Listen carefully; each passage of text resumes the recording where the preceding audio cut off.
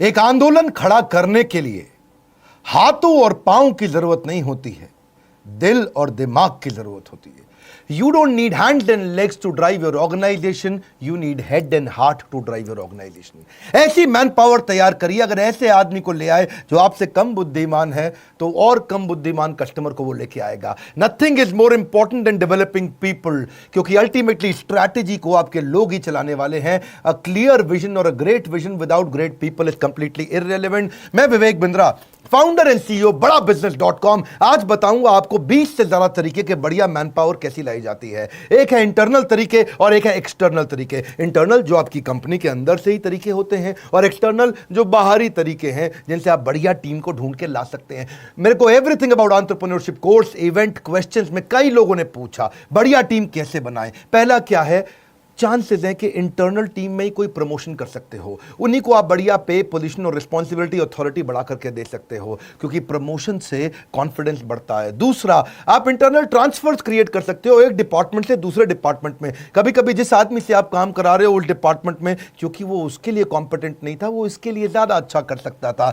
आप retired employees भी लेकर के आ सकते हो जो चले गए थे, या दूसरी कंपनी के कॉम्पिटिटर के रिटायर्ड एम्प्लॉयज को ढूंढ सकते हो, या अपनी कंपनी के रिटायर्ड। मारुति ऐसा बहुत करती है, उनको लगता है जिसने हमारी कंपनी में 30 साल काम कर लिया, अब अगर उसे कोई और लेके चला गया ना तो हमारे राज जाके खोल देगा वहां, इसलिए अपने रिटायर्ड एम्प्लॉयज को वो ले आते हैं वापस जाकर के। See, you need to have collaborative hiring process. Steve Jobs कहते थे कोलैबोरेटिव मतलब मिली जुली अंदर पूरी टीम के साथ में। एक और तरीका क्या है, अपग्रेड कर दें, कुछ लोगों को अपग्रेड कर दें, उसकी डेजिग्नेशन ना बढ़ाएं लेकिन उसकी रिस्पॉन्सिबिलिटी बढ़ा दें और उसका थोड़ा तनख्वाह भी बढ़ा दें, अथॉरिटी बढ़ाए बिना। देखिए, recruitment should be viewed as the most important, as important as sales, highly critical। आपके लिए सेल्स इंपॉर्टेंट है, उतना ही इंपॉर्टेंट है बढ़िया मैन पावर लेकर के आना। जितना पैसा इंपॉर्टेंट है उतना ही मैन पावर, क्योंकि acquiring the right talent is the most important key for growth. Hiring was, hiring is and hiring will be the most important part. मेरी अपनी ऑर्गेनाइजेशन में अच्छी लीडरशिप बनाने के लिए मैंने बहुत काम किया है। आज मैं अपने ऑफिस नहीं जाता, इसलिए नहीं कि कोरोना क्राइसिस है या लॉकडाउन है। पिछले 1 साल से मैं मुश्किल से अपने ऑफिस 6 बार गया हूंगा, क्योंकि बढ़िया टीम तैयार करी है। और मेरा 5वां पॉइंट है, train your man power. Training पे एक थोड़ा किस्सा सुनाता हूं गौतम भाई अडानी का। गौतम भाई अडानी गुजराती, सब जानते हैं। एक बार उसकी कंपनी में हेजिंग की गलती हो जाने के कारण टाइमली ना करने से 50 करोड़ का नुकसान कर दिया एक सीनियर एम्प्लॉय ने। सीईओ बहुत नाराज हो गया था, इसने 50 करोड़ का नुकसान कर दिया। वो उसको निकालने की तैयारी कर चुका था। बात गौतम भाई अडानी पे पहुंची तो उन्होंने इसको बुलाया, पूछा क्या हुआ। बोला सर बहुत बड़ी गलती हो गई, आगे से कभी नहीं होगा, समझ में आ गया मुझसे गलती हो गई। गौतम भाई अडानी ने अपने सीईओ को बोला इसको नहीं निकालना। सीईओ हैरान, सर 50 करोड़ का नुकसान किया इसने, कैसे नहीं निकालना। अडानी बोले अब तुम इसको निकालोगे, कहीं ना कहीं तो ये ज्वाइन करेगा। गलती इसको समझ में आ गई, ये सीख चुका है, मेरी गलती का फायदा कोई और कैसे उठा ले। It was not a business loss, it was his training cost. Gautam भाई अडानी का वो डिसीजन, उस एम्प्लॉय को ना निकालना, व्यापार जगत में बहुत अप्रिशिएट किया गया कि एम्प्लॉय अपनी गलतियों से भी ट्रेन होता है, सीखता है और आगे और एसेट बिल्ड करता है। और ऐसे ही एम्प्लॉयज आगे चल के आपके लिए और एम्प्लॉयज लेके आते हैं, जो है मेरा 6ठा पॉइंट, एम्प्लॉय रेफरल। मेरी वीडियो टीम के अंदर, एनिमेशन की टीम के अंदर, पोस्ट प्रोडक्शन की टीम के अंदर ज्यादातर सारे एम्प्लॉय रेफरल से आए हैं। किसी ने किसी का रेफरेंस दिया और वो आया, किसी ने किसी का अंदर के ही लोगों ने रेफरेंस दे दे करके बाहर के लोगों को हायर किया। ये मेरे पीछे कैमरामैन दीपक आज मुझको बताया कि हमारे पुराने एडिटर विशाल विष्णु के रेफरेंस से आया था। हमारे यहां टीम भी ऐसी, क्योंकि happy employees will bring more employees. 7वां तरीका, इंटरनल एडवर्टीजमेंट। अगर आपकी कंपनी बड़ी है और आपने एडवर्टीजमेंट निकाल दिया तो किसी डिपार्टमेंट से कोई डिपार्टमेंट में वो लोग ज्वाइन कर जाते हैं। ये मैंने मारुति से सीखा था। वो लोग इंटरनल प्रमोशन के, इंटरनल एडवर्टीजमेंट के तरीके निकालते थे, हमने भी ऐसा किया। हमारे सेल्स में एक लड़का हुआ करता था राहुल, वो ठीक ठाक काम करता था, लेकिन जिस दिन इवेंट्स, जो हमारे फिजिकल इवेंट होते हैं, उसकी एड निकली तो उसने सेल्स से निकल करके यहां अप्लाई किया जॉब इंटर डिपार्टमेंट, और वैसे ही इंटरव्यू हुआ जैसे फ्रेश हायरिंग का इंटरव्यू होता है, उसको सिलेक्ट कर लिया गया। जब से वो इवेंट्स में आया बहुत अच्छा काम करने लगा।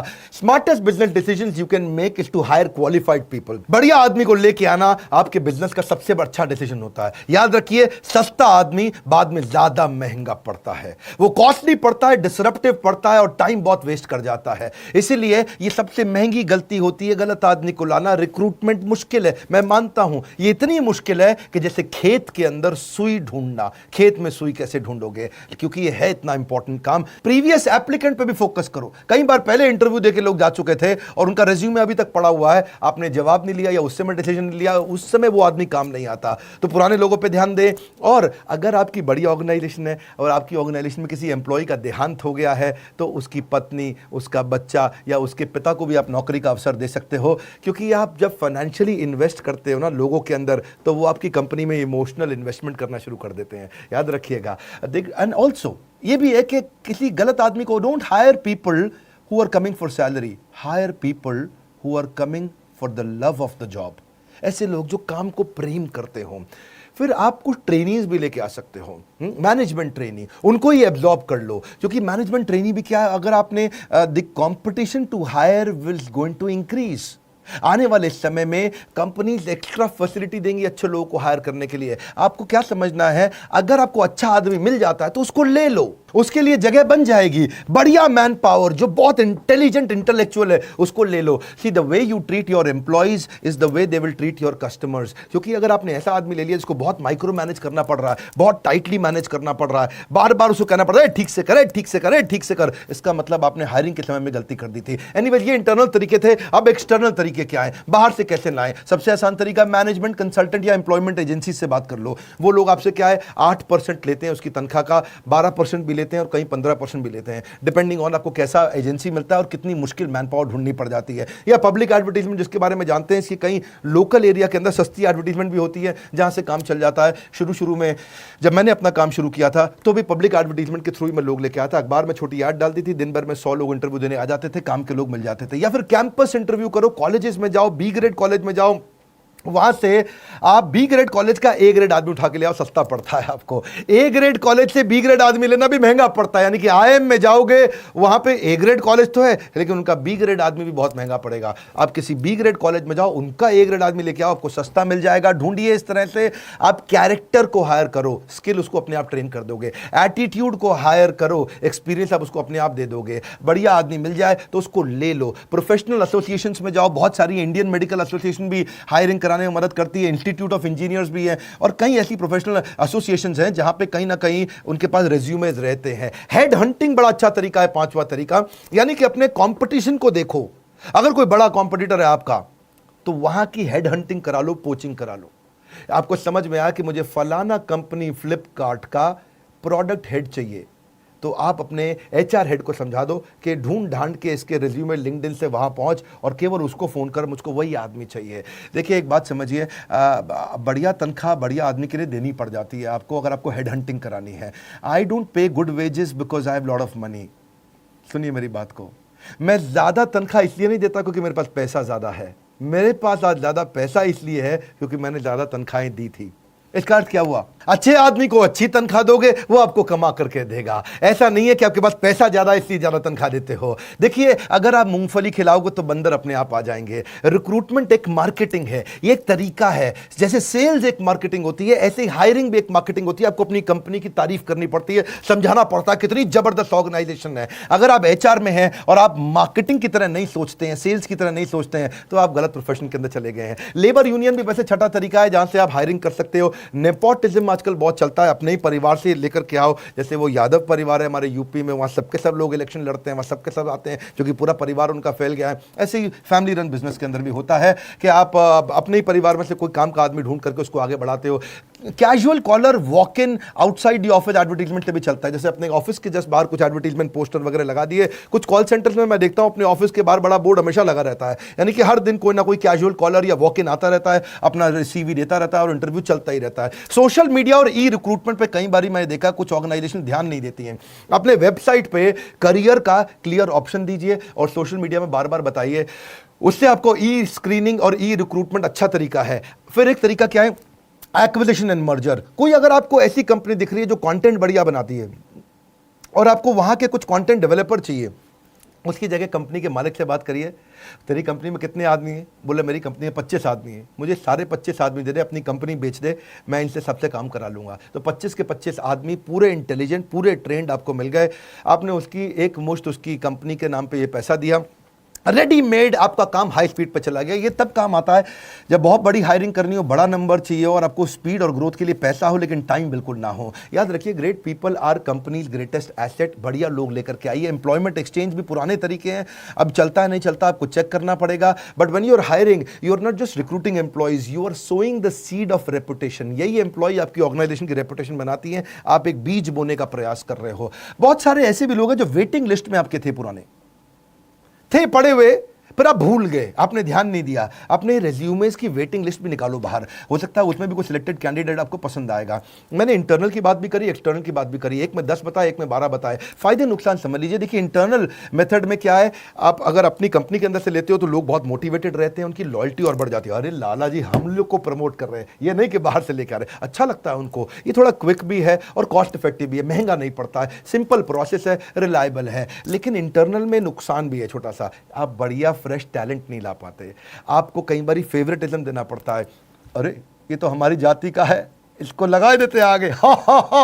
ये क्या, कई बार फेवरेटिज्म भी आ जाता है और लिमिटेड स्कोप भी होता है, क्योंकि आपके पास वही 10 लोग हैं, उन्हीं में से आपको लेना है। बाहर से कई बार कॉन्फ्लिक्ट भी हो जाता है। आपने 10 में से एक को बढ़ाया तो बाकी 9 खुंदक खा गए। लाला जी का कुछ चक्कर है इसके साथ में, तो ये बड़ा गड़बड़ रहता है। एक्सटर्नल मेथड के भी फायदे नुकसान है। अगर आप बाहर से आदमी लेके आते हो, फायदा क्या है, थोड़ा फेयर और इम्पार्शियल है। आप बाहर से लेकर के आए हो, ढूंढ के लेके आए, थोड़ा ट्रांसपेरेंट है, फ्रेश नया टैलेंट आता है, नई इंटेलिजेंस भी आती है कंपनी में। स्कोप बहुत बड़ा है, क्योंकि अपनी स्कोप कैसे बड़ा है कि आप हजारों लोग हैं, हजारों में से 10 चुनने हैं आपने, और इससे ऑर्गेनाइजेशन ग्रो करता है। लेकिन नुकसान क्या है, इसमें जो अंदर बैठा है बेचारा वो टेंशन में आ जाता है, ये बाहर से लाए जा रहे हैं, हमारा नहीं ध्यान रख रहे। दूसरा, टाइम कंज्यूमिंग भी पड़ता है, क्योंकि बाहर से आदमी लाने में वो कई नोटिस पीरियड दे करके आएगा, थोड़ा लेंदी और कॉस्टली प्रोसेस है। एम्प्लॉय डिससैटिस्फाई भी हो जाते हैं, कभी कभार इनसिक्योरिटी भी आ जाती है। लेकिन hire people brighter then you. एक कैटेगरी आदमी लेके आना, ये रूल है मेरी कंपनी में, हमने रूल बना रखा है। अपने एचआर को मैंने बोला हुआ है, आज मेरी फैमिली लगभग 1,500 से 2,000 एम्प्लॉइज और हमारे चैनल की हो गई है, और हेड ऑफिस के अंदर भी, दिल्ली के अंदर भी 400 आदमी बैठते हैं। रूल क्या है, एक कैटेगरी एम्प्लॉय चाहिए, एक कैटेगरी एम्प्लॉय चाहिए। दिमाग में घुसा दिया है। अपने से ज्यादा बुद्धिमान आदमी लेकर क्या, और उसके रास्ते से बाहर हो जाओ, उसके बाद वो काम करके दिखाएगा। Satisfied employees will get more customers will mean more profitability. वैसे मैंने आजकल यूट्यूब पे ही काफी बिजनेस कंटेंट फ्री में देना शुरू किया है, अच्छा लगता है तो मुझको जरूर बताइएगा। एवरीथिंग अबाउट एंटरप्रेन्योरशिप में हमने एचआर से संबंधित सारे टॉपिक्स कवर किए हैं। एम्प्लॉय को रिटेन कैसे किया जाता है, सक्सेशन प्लानिंग, अगला टीम कैसे डेवलप करें, इसको लीडरशिप इन पाइपलाइन बोलते हैं। हाई परफॉर्मेंस कल्चर कैसे आता है, रिक्रूटमेंट, हायर करने का प्रोसेस क्या है, मैनेजरियल एफिशिएंसी, कम आदमी से ज्यादा काम कैसे कराएं, कॉम्पेंसेशन एंड बेनिफिट, तनख्वाह के स्ट्रक्चर कैसे होते हैं, training and development, on boarding का प्रोसेस क्या रहेगा, रिवॉर्ड्स कैसे दिए जाते हैं, ईसॉप, एम्प्लॉय को शेयर होल्डर अगर बनाना हो 1% 2% कैसे बनाते हैं, जॉब डिस्क्रिप्शन ईए का, पीए का, डिपार्टमेंट हेड्स का कैसे बनाते हैं, रिव्यू कैसे करें, उनके परफॉर्मेंस को पढ़ें कैसे, एग्जीक्यूशन एक्सीलेंस, स्पीड कैसे लाएं, केआरए और केपीआई के इंडिकेटर कि उनके भाई स्कोर बोर्ड आपको बनाना पड़ेगा, सेल्फ कोचिंग का डायरी तैयार करें, एम्प्लॉइज को ही एंटरप्रेन्योर या इंट्राप्रेन्योर कैसे तैयार करें। बात बड़ी सरल है, हम कंटेंट में डेप्थ देते हैं। आज सारे एमबीए कॉलेजेस और यूनिवर्सिटीज अब हमारे साथ पार्टनर करने लगे हैं, क्योंकि वो जानते हैं मैनेजमेंट का प्रोग्राम आज बड़ा बिजनेस से पावरफुल कोई नहीं देता, कंज्यूमर रेलेवेंस पे फोकस करते हैं। हमारे साथ जुड़े रहने के लिए नीचे कमेंट बॉक्स में बताने के लिए कि बिजनेस का और कौन सा टॉपिक अटेंड करेंगे, सब्सक्राइब दुनिया भर में करने और करवाने के लिए, वर्ल्ड का नंबर 1 एंटरप्रेन्योरशिप यूट्यूब चैनल बनाने के लिए आपका हृदय की गहराइयों के साथ हाथ जोड़ के धन्यवाद।